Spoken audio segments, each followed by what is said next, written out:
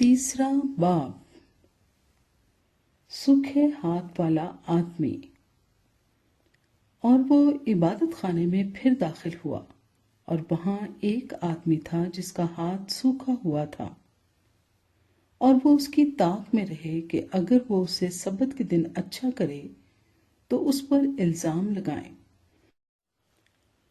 उसने उस आदमी से जिसका हाथ सूखा हुआ था कहा, बीच में खड़ा हो, और उनसे कहा, सब्त के दिन नेकी करना रवा है या बदी करना, जान बचाना या कत्ल करना। वो चुप रह गए। उसने उनकी सख्त दिली के सबब से गमगीन होकर और चारों तरफ उन पर गुस्से से नजर करके उस आदमी से कहा, अपना हाथ बढ़ा। उसने बढ़ा दिया और उसका हाथ दुरुस्त हो गया।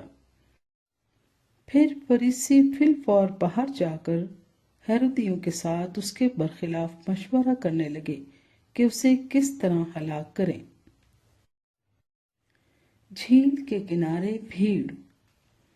और यीशु अपने शागिर्दों के साथ झील की तरफ चला गया, और गलील से एक बड़ी भीड़ पीछे हो ली, और यहूदिया और यरूशलेम और अदुमिया से और यरदन के पार और सूर और सैदा के आसपास से एक बड़ी भीड़ ये सुनकर कि वो कैसे बड़े काम करता है उसके पास आई।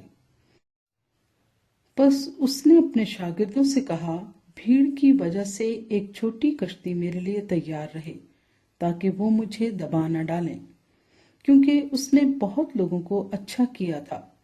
चुनाचे जितने लोग सख्त बीमारियों में गिरफ्तार थे उस पर गिरे पड़ते थे कि उसे छू लें, और नापाक रूहें जब उसे देखती थीं उसके आगे गिर पड़ती और पुकार कर कहती थीं कि तू खुदा का बेटा है, और वो उनको बड़ी ताकीद करता था कि मुझे जाहिर न करना।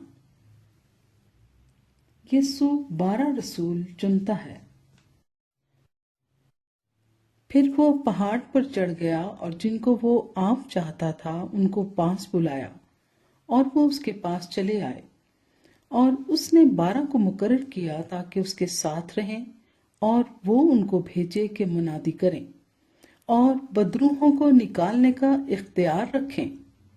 वो ये हैं, शिमौन जिसका नाम पतरस रखा, और जब्दी का बेटा याकूब, और याकूब का भाई यूहन्ना जिनका नाम बुआ निरगिस यानी गरज के बेटे रखा, और इंद्रियास और फिलिप्पुस और बरतुलमाई और मत्ती और तूमा और हल्फई का बेटा याकूब और तिद्दई और शिमौन कनानी और यहूदा इस्करियोती जिसने उसे पकड़वा भी दिया।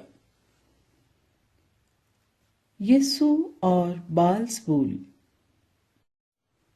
वो घर में आया और इतने लोग फिर जमा हो गए कि वो खाना भी ना खा सके। जब उसके अजीजों ने ये सुना तो उसे पकड़ने को निकले, क्योंकि कहते थे कि वो बेखुद है, और फकी जो यरूशलेम से आए थे ये कहते थे कि उसके साथ बालज़बूल है, और ये भी कि वो बदरूहों के सरदार की मदद से बदरूहों को निकालता है।